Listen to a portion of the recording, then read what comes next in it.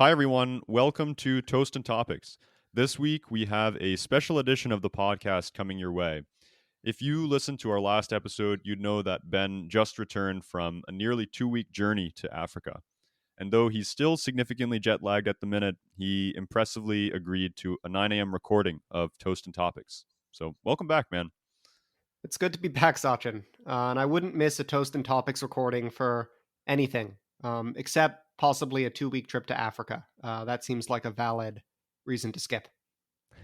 Yes, that's an excused absence, Ben. Um, but really, the whole point of this episode is to discuss your observations from your trip to Africa. And for our audience, while Ben was traveling on his adventure, I had to make myself at least feel like I was there. So I read a bunch of articles on different portions of Africa's economy and came up with a few questions on the key themes that I picked up. And so we're going to try a slightly different format in this episode where I'll be interviewing Ben. So I guess that means I'm in charge. Please go ahead and take the reins. So I wanted to first get started by just asking you about your trip. We haven't really caught up properly yet, so tell me more about where you were and what you were up to for the past couple weeks. Yeah, it was a fantastic trip. It essentially involved road tripping through northern Tanzania and seeing a variety of very interesting wildlife in the process. We started in Arusha, which is a town that's right underneath Mount Kilimanjaro, and then went all the way up to the border with Kenya. We also got 3 days in Zanzibar, which is an island that is off the coast of Tanzania, and that was fantastic. And I can imagine that this wasn't perfectly smooth from start to end. So, do you have any funny travel stories along the way? A few, but the one that I'll tell you happened on the very first day that we arrived in the country. Our flight landed at Mount Kilimanjaro Airport at about 2 in the morning, and we had kind of foolishly not made any arrangements for a place to sleep that night. We were just hoping that we'd be able to sleep in the airport. Well, as it turns out, the airport was extremely small, and there wasn't anywhere for us to sleep. So, at around 2:30 in the morning, we had this kind of awkward process of scrambling to find a hotel, which all happened to be very far away from the airport. And so that was a bit chaotic, and at times a bit disconcerting, but overall it worked itself out pretty well. So I can't complain too much. That's good to hear. And I think our audience would be totally disappointed if I didn't ask you this next one. What sort of wildlife did you see out in Tanzania and Zanzibar?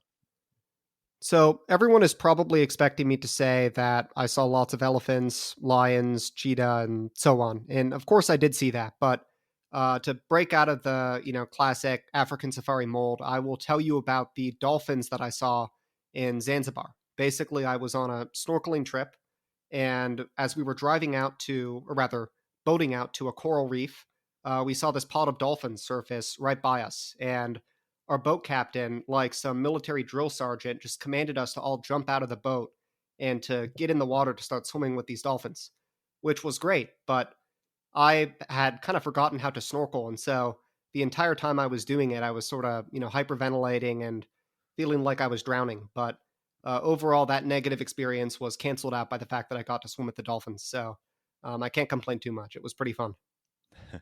That's really cool. And I'm sure it's pretty hard to keep up with their swimming in the water. Yeah, they're Um, speedy, no doubt. yeah. Well, that sounds great. I don't think that the pictures you sent me can really do this any justice. So I wish I was there in person to see it all with you.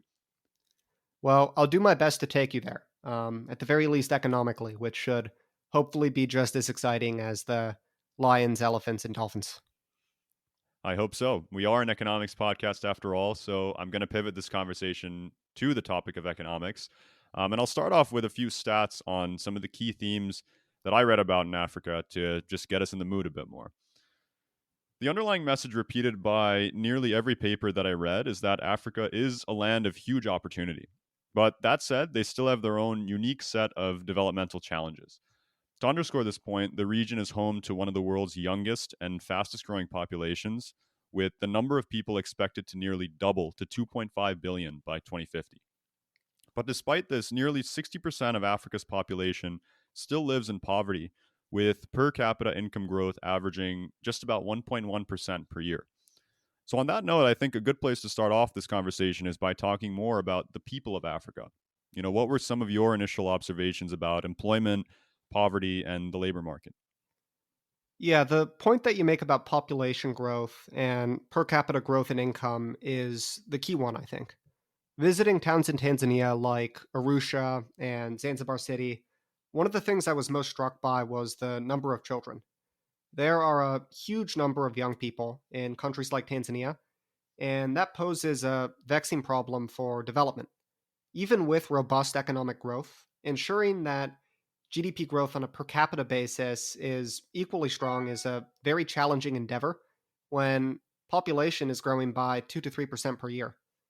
And so, as you already noted, Sachin, Africa is a land of huge opportunity. But the converse of that is that the continent still has a ways to go in its economic development. I think that one testament to that is drinking water. The entire trip, I was drinking from water bottles because the infrastructure in Tanzania was just not in place to ensure that water is potable. On a macro level, GDP per capita in Africa is about $1,700 right now, and this number has not grown very much over the past decade. According to the World Bank, GDP per capita in sub Saharan Africa in 2012 was only $1,800. And so, as you can see, the region is quite poor, and it's struggled to raise per capita incomes in a meaningful way thus far. And so, what industries are there that can support Africa's growing population? Yeah, for now, much of Africa's population is employed in its agriculture sector. Many people have farms outside of their homes that they tend to, and this doesn't really generate a very robust standard of living. Agriculture makes up 17% of GDP in sub-Saharan Africa, yet it employs 50% of the workforce in this region. The basic idea here being that while many people are involved in farming, this activity is relatively unproductive in comparison to other sectors. A more promising driver of Africa's economy is the services sector, which includes activities such as transport, financial services, and tourism. According to the World Bank, services comprised 47% of sub Saharan Africa's GDP, but services make up only 39% of the workforce in the region, which indicates that services are a higher performing sector as it commands a larger share of GDP than the share of workers employed in it.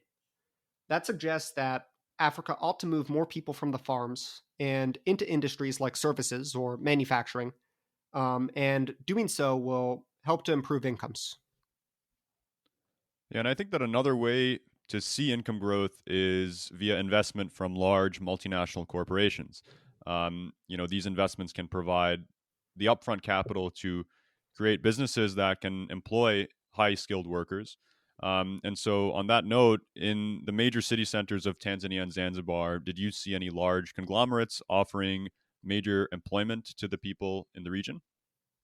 Interestingly, the answer is not really, aside from in the tourism sector, where a lot of the major outfits that we were working with were owned by foreign investors. To the extent that I saw foreign MNCs operating in Tanzania, it was generally to just advertise and sell their wares as opposed to setting up production chains within the country. As of right now, much of the investment that is being poured into Africa is being done in order to develop the infrastructure of the continent, as opposed to developing businesses that can connect to global supply chains. I think that the greatest possible exception to this point is in the form of energy and mining. There are tons of multinationals operating in countries like Tanzania with the intent of integrating petroleum and rare earth sources with global markets. For example, just this past April, Tanzania signed a $700 million deal with three Australian companies to mine rare earths and graphite in the country. That's a really interesting point, and it actually perfectly aligns with another key theme in the papers that I read, which is Africa's role in the energy transition. And for context, since Russia's invasion of Ukraine last year, Europe has cut energy imports from Russia quite substantially. And there's been greater anxiety about energy security across the world. And so Africa has a huge opportunity to become a major player in global energy markets, particularly in oil and gas. So why don't you talk about that for a little bit? Yeah, that's a very interesting point. Africa may be the long term answer to Europe's gas and carbon problem. It is 13% of global gas reserves, which is only a touch less than the Middle East, and 7% of the world's oil, as well as vast green energy potential. International energy firms are dusting off or drawing up new plans to produce liquefied natural gas, or LNG, across the continent. For example, there are some 30 to $40 billion worth of LNG deposits in Tanzania and another $20 billion worth of them in Mozambique. The number of rigs operating in Africa, which is a leading indicator of exploration and production, is now at its highest level since 2019. Very interesting. And so, obviously there are some negative risks with being overly reliant on oil exports as well as exports of other commodities, just given the volatile nature of their prices. So, on the topic of energy, did you observe anything related to growth in renewables and or green energy? Yeah, Africa has potential to be a massive producer of green energy. The region is sunny. There are spacious deserts, windy coasts, plains, and gushing rivers. These are all things that make for a renewable energy powerhouse. But the key word here is potential. Thus far, the African continent has been a laggard in green energy and is just 1% of the world's installed solar and wind capacity, and only about 4% of the world's hydropower. The primary reason for this is that it's hard to store and export this kind of green energy, and there isn't a lot of demand for energy in Africa itself. Uh, Moreover, marshaling the investment required to develop these resources has been a challenge. So, on that note, I want to shift to talking a little bit more about the investors and the money that's being poured into these kinds of ventures, specifically from China, which has demonstrated significant interest in investing in many African economies through its Belt and Road Initiative. Did you see any form of Chinese influence while in Africa, and in what way? Yeah, this is a very important topic to discuss. China has been the largest foreign investor, measured by annual flows of foreign investment in Africa over the past 10 years. China is also Africa's largest two-way trading partner, with trade hitting $254 billion in 2021, which exceeds by a factor of four US Africa trade. Now, I didn't actually see a huge amount of evidence for Chinese investment in Tanzania. I've heard that China's investment influence is stronger in other parts of Africa where there are more minerals available for extraction. But I was still interested to find that many of the largest buildings in Arusha, Tanzania, were constructed by Chinese investors, at least according to the guide that we had driving us around the city. For example, a Chinese firm was contracted to construct the African Court on Human and People's Rights, which is headquartered in Arusha. And even though China's investment in other African countries may be more substantial, China has still invested a significant amount in Tanzania. China's total FDI stock in the country is $1.8 billion. And what exactly does China want out of Africa? Yeah, I'd say that there are four really overarching strategic interests for China and Africa. The first is natural resources, particularly oil, gas, and rare earths materials. Energy security has been a longstanding concern for China, which does not produce very much oil and LNG within its own territory. And more than that, China is by far the world's largest producer and refiner of rare earths materials. And so having access to these resources in Africa as well has been important for the country. The second reason that China is investing in Africa is political legitimacy. Strengthened Sino African relationships help to raise China's own international influence, and they sort of cement China's aspirations to be the leader of the quote unquote global south. The third reason that China is investing in the region is that Africa has a very large potential export market. This is going to be something with a long term payout. As of right now, China's exports to Africa are about $184 billion. By comparison, China's exports to the United States are about $450 billion right now. But the key point here is that as Africa continues to grow economically, China's exports to the continent are also more than likely going to grow in proportion. And so I think China is making a long term bet on the continent at the moment. The final reason that China, I think, is so keen to invest in African infrastructure is that, as we explained in episode 3, China really loves investment in infrastructure, and it's done so to perhaps an overly extreme extent within China itself. As a result of that, there are many Chinese construction firms that simply are looking for projects that they can perform that aren't going to be redundant. And Africa, which really lacks a lot of infrastructure right now is a very good target for these kinds of projects. And so you can be thinking of China's investment in Africa as almost a way for China to unload its excess infrastructural capacity.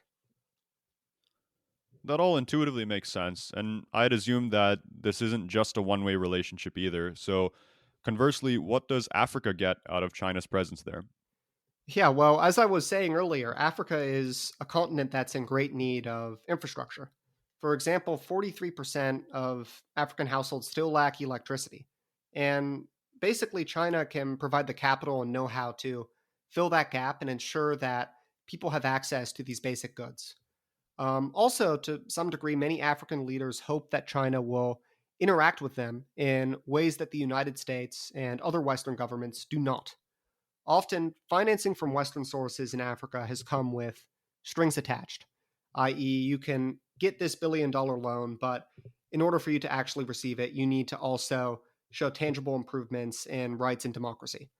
With Chinese investment, there isn't really that much of that kind of sermonizing, except maybe as it relates to the status of Taiwan. Um, so that's another reason that this investment is compelling. But whether Chinese investment has resulted in jobs for the local population in Africa is a key point, and it's also a point of contention. Many have critiqued Chinese Belt and Road projects in Africa for essentially bringing in Chinese workers and having only limited local participation. Um, on the contrary, though, a 2017 study by McKinsey found that 89% of employees at Chinese companies in Africa were African, which suggests that Chinese owned businesses employ several million people in Africa, which is not a trivial number. And so I think it still sort of remains to be seen whether China's investments in Africa result in meaningful good jobs for the population in the region. There is, however, this issue that many refer to as debt trap diplomacy. China's infrastructure spree in Africa has not come cheap, and many African countries are now saddled with debt incurred by accepting a swathe of Chinese projects. Take Zambia, which defaulted on some $17 billion of debt in 2020 and counts China as being its largest bilateral creditor. So, overall, China's investments in Africa have been important, but the debt risks that they carry are significant, and we're going to be watching the consequences of that over the next decade. That makes sense. So, let's conclude with talking about the future. What's next for Africa in order to realize its full potential? Yeah, to reiterate, there are really exciting levels of opportunity in Africa as it now stands. The continent's population is the fastest growing in the world, and this population stands on the cusp of moving from low productivity agricultural industries and into higher productivity manufacturing and services, which could very well lead to an economic boom. But there are some issues that are going to need to be addressed in order for this to happen. The first is that many countries in Africa need more reliable and transparent legal frameworks. According to the World Justice Project's Rule of Law Index, Sub Saharan Africa has some of the lowest levels of rule of law in the world. And it's very important for the governments in the region to be perceived as more reliable, to foster entrepreneurship by locals, and also to promote more foreign direct investment. Um, Infrastructure investments are also going to be key. Africa is still a region that could benefit from substantially more infrastructure. The fact that many households remain without power is just one testament to this. For growth to improve in Africa, it's important that reliable transport and power can be ensured for most of the population. And it's on that foundation that the continent will continue to grow. And then finally, the above two factors that I've discussed are going to lead to further integration with global supply chains. Basically, investment will be able to pour into the African continent, which can then result in the development of industries that are going to be higher productivity and more linked to the world economy. And at that point, I think that growth is generally going to beget more growth in Africa. Well, Ben, I think that this was a very informative conversation. I, for one, have learned a lot about Africa, and I can see that you were highly observant during your entire trip there. You do know that this was supposed to be a vacation, right? So I hope you also feel fully rested and relaxed and that I didn't make you work too hard during your trip. Not at all, Sachin. I'm happy to be back, and I'm looking forward to our next episode where we will discuss recent developments in Ukraine.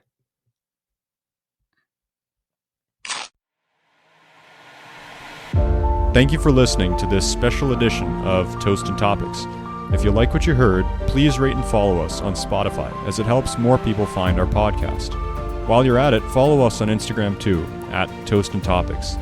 And finally, if you made it this far, you're probably willing to share it with a friend or family member. Give it a try, and let's see what they think.